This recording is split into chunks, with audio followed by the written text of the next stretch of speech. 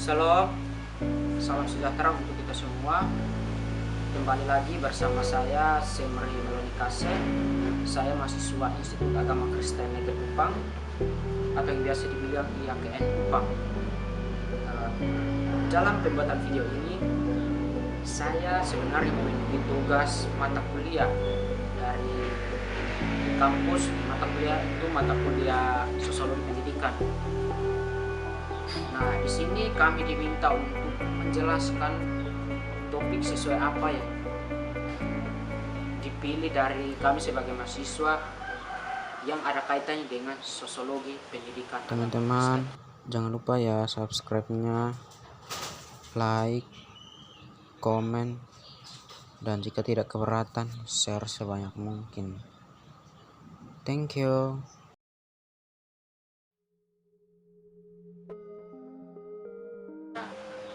Di sini salah satu topik yang saya pilih untuk membahas yaitu unsur negatif dan positif guru dan anak didik. Tapi alasan kenapa pembuatan video ini saya membahas tentang ini. Nah, yang pertama kita bahas yaitu tentang latar belakangnya topik yang saya pilih ini. Topiknya itu unsur negatif dan positif guru dan anak didik. Mengapa saya harus membahas tentang topik ini? Perlu kita tahu bahwa guru itu adalah salah satu faktor yang menentukan bagi perkembangan jiwa peserta didik, mulai dari perkembangan kognitifnya, perkembangan psikomotornya, dan perkembangan mentalnya, dan perkembangan fisik. Itu guru sebagai salah satu faktor penentunya, sehingga di sini kita perlu untuk membahasnya. Karena mengingat pada saat kita memberikan banyak pemberitaan tentang seorang guru tidak mencerminkan sikap yang baik kepada seorang anak atau peserta didik, tentunya itu sudah menjadi hal yang negatif dalam dunia pendidikan. Kenapa? Karena ketika guru melakukan hal-hal yang negatif, itu akan punya pengaruh yang besar atau dampak yang besar pada peserta didik atau anak didik. Nah, itu alasannya kenapa saya memilih membahas topik ini. Yang berikutnya lagi, biasanya guru yang memiliki sikap dan perilaku yang lebih banyak disukai mahasiswa atau siswa, itu menciptakan keakraban yang baik atau hubungan antara siswa dan guru yang baik, sehingga di situ terciptanya proses belajar mengajar atau interaksi yang sangat baik dalam dunia pembelajaran atau saat hubungannya antara siswa dan guru. Selanjutnya lagi, pada dasarnya pendidikan memang sangat penting bagi manusia untuk mencapai taraf yang lebih mulia atau lebih sukses. Sebab pendidikan ini sangat memiliki pengaruh dalam kehidupan manusia. Pengertian guru. Guru sesuai dengan materi yang sudah saya pelajari di sini mengatakan bahwa guru adalah seorang tenaga pendidik profesional yang mendidik, mengajar suatu ilmu, membimbing, melatih, memberikan penilaian serta melakukan evaluasi kepada peserta didik. Guru ini sebenarnya mempunyai banyak versinya. Kenapa? Karena guru bukan hanya saja terdapat pada lembaga informal, bukan hanya pada lembaga formal, yaitu lembaga sekolah atau pendidikan, tapi guru juga berada di lembaga informal dan lembaga non formal. Nah, seperti apa guru yang terdapat pada lembaga informal? Nah, guru yang terdapat pada lembaga informal itu mungkin dari orang tua kita, kedua orang tua kita, yaitu ayah dan ibu. Di situ mereka mengajarkan tentang hal-hal yang baik, mereka mentransformasikan kebenaran ya mungkin dari segi agama atau apa yang baik mereka berikan kepada kita melalui nasihat atau bimbingan. Dari situ sesuai dengan pengertian ini, saya katakan kembali dengan pengertian ini, maka di sini mengatakan bahwa mendidik ya artinya bahwa orang tua pun bisa dikatakan sebagai seorang guru yang menasihati atau membimbing kita ketika kita berada pada posisi yang menyimpang atau jalan yang salah. Nah, seperti apa juga guru yang non formal, guru non formal. Guru non formal yaitu mungkin guru yang mungkin tidak resmi menjadi seorang guru, tapi bisa dikatakan seperti itu. Bisa dikatakan bahwa dia adalah seorang guru. Kenapa? Karena ketika kita berada pada masyarakat luas, di sana mungkin di saat kita melakukan kesalahan, di situ pasti ada salah seorang yang mungkin memberi nasihat bahwa hal tersebut yang Anda lakukan tidak baik di depan banyak orang atau tidak baik sesuai dengan etika. Nah, itu yang dikatakan sebagai guru non formal. Artinya bahwa di situ tidak resmi menjadi seorang guru, tetapi dia bisa menjelaskan bahwa ini yang benar dan ini yang salah. Itu artinya bahwa dia sudah menjadi bagian dari seorang guru juga dan mahasiswa. Situ guru yang resmi mengajarkan tentang yang sangat profesional itu dia hanya berada dalam ahli mendidik. Dia sudah masuk dalam ahli mendidik.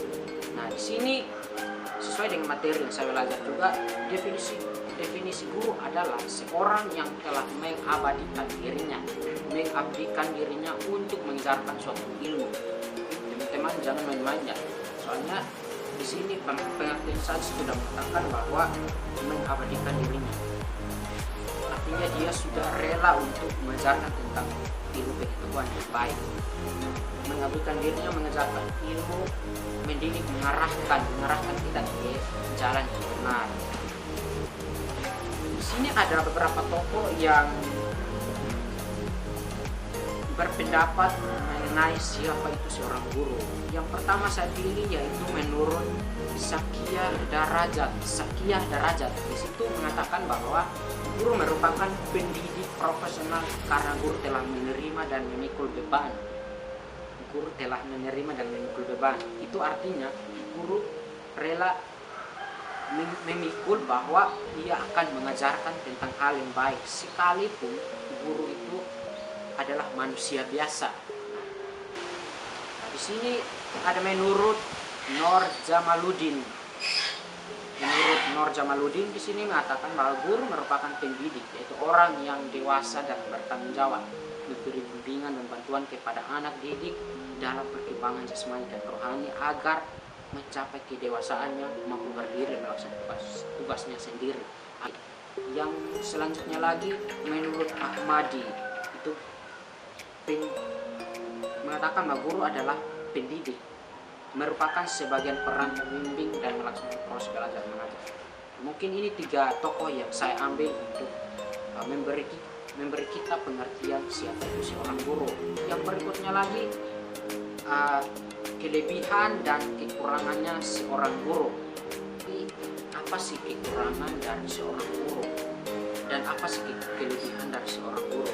Kelebihan seorang guru itu ketika kita menjadi seorang guru ya otomatis kita harus bangga karena kita bisa merubah kepribadian seseorang dari tidak baik menjadi baik. Itu kelebihannya, kita harus bangga.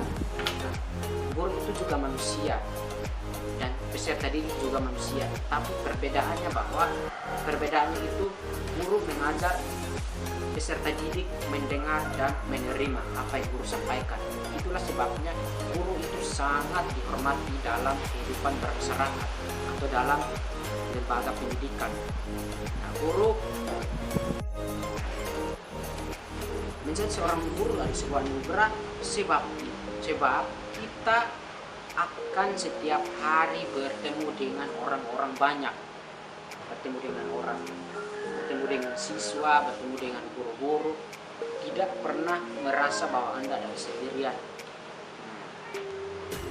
Menjadi seorang guru juga sebenarnya terjamin gajinya, apalagi teman-teman sudah menjadi PNS, pegawai sipil, itu lumayan. Gaji teman-teman terjamin untuk hidup ke depannya. Kelebihannya yang selanjutnya lagi, menjadi guru membuat ilmu kita semakin bertambah.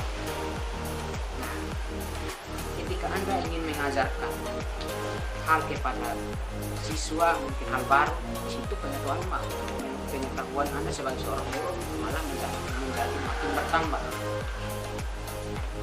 Yang berikutnya lagi, kekurangan seorang guru. Kenapa? Karena menjadi seorang guru terasa berat bebannya, mungkin tiap hari harus seumur hidup harus melakukan pekerjaan itu saja, mengajar dan mengajar. Ya, mungkin membosankan ya. Kalau ketika kita menjadi seorang guru juga, kita sebenarnya harus siap untuk berperilaku yang baik di depan masyarakat, karena itu kita dianggap sebagai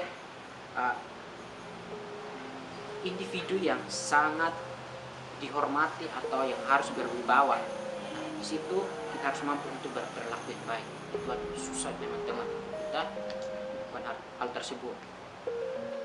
Selanjutnya pengertian anak didik. Tadi kan kita sudah membahas tentang siapa itu guru, dan sekarang kita masuk pada siapa itu anak didik. Nah, di sini ada materi yang sudah saya pelajari bahwa secara etimologi dan terminologi. Nah, secara etimologinya itu peserta didik adalah anak didik yang mendapatkan pengajaran ilmu. Sedangkan secara terminologi, anak didik atau individu yang mengalami perubahan perkembangan sehingga anak didik masih membutuhkan bimbingan arahan dari seorang guru.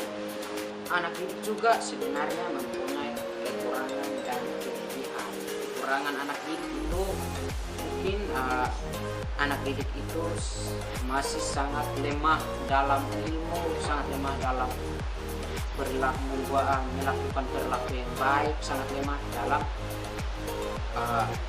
anak, khususnya pada anak didik itu terdapat pada jasmani dan rohaninya. Ya, di sini terutama pada rohaninya. Anak didik ketika masih pada umur ya mungkin seperti saya itu atau teman-teman yang menonton pernah merasakan bahwa menjadi anak itu sebenarnya menyenangkan, tapi menyenangkan yang menuju hal yang negatif. Misalnya merokok itu kan menyenangkannya itu kebersamaannya, rasa solidaritasnya, tapi sebenarnya itu merujuk pada hal-hal yang tidak baik. Nah, kelebihan seorang anak didik. Seorang anak didik walaupun mempunyai kekurangan yang banyak, tetapi anak didik masih tetap mau untuk dibimbing, masih tetap mau untuk diarahkan, masih tetap mau untuk menerima apa yang ditransformasikan oleh seorang guru untuk merubah perilakunya agar ketika kelak nanti dia menjadi dewasa, dia bisa menjadi seorang pemimpin juga dan bisa menjadi seorang guru seperti apa yang sudah pernah dibekali oleh seorang guru. Itulah kelebihan seorang.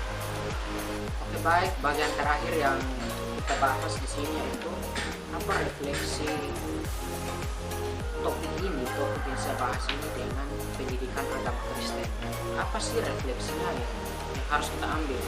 Jadi ada beberapa bagian yang saya ambil sebagai refleksi. Yang pertama, guru sebagai pendidik. Guru sebagai pendidik ini guru harus memiliki standar kualitas pribadi yang mampu untuk berlaku yang baik. Karena apa?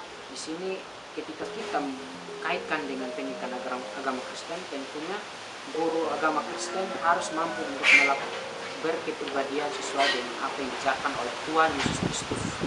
Nah, di sini guru Pak sebagai pendidik bertugas memperlengkapi anak didik sebagai kebutuhan agar bertumbuh dalam Yesus Kristus. Nah, di sini guru agama perlu mempunyai peran yang penting untuk bisa membuat siswa dan siswinya atau peserta didik bertumbuh dalam iman Kristen atau iman yang sesuai dengan Yesus Kristus ajarkan. Nah, yang keduanya, guru sebagai pembimbing berdasarkan pengetahuan dan pengalaman, guru harus mampu untuk membimbing dan bertanggung jawab atas perjalanan perkembangan siswa. Kalau kita kaitkan dengan pendidikan agama Kristen,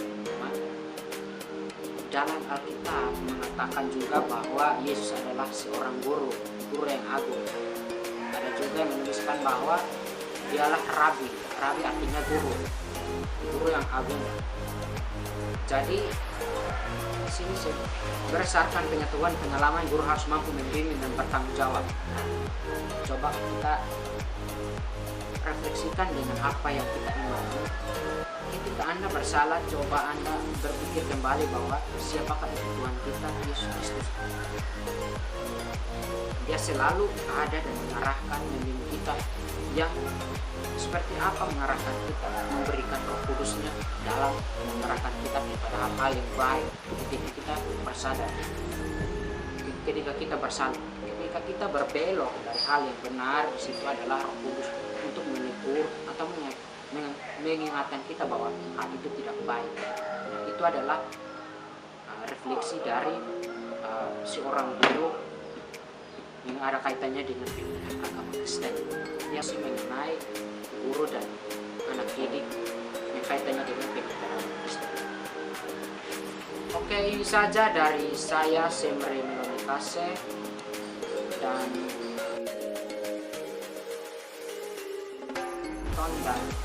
jika ada kesalahan, mohon memperbaikinya melalui kolom komentar. Itu saja dari saya. Terima kasih. Salam.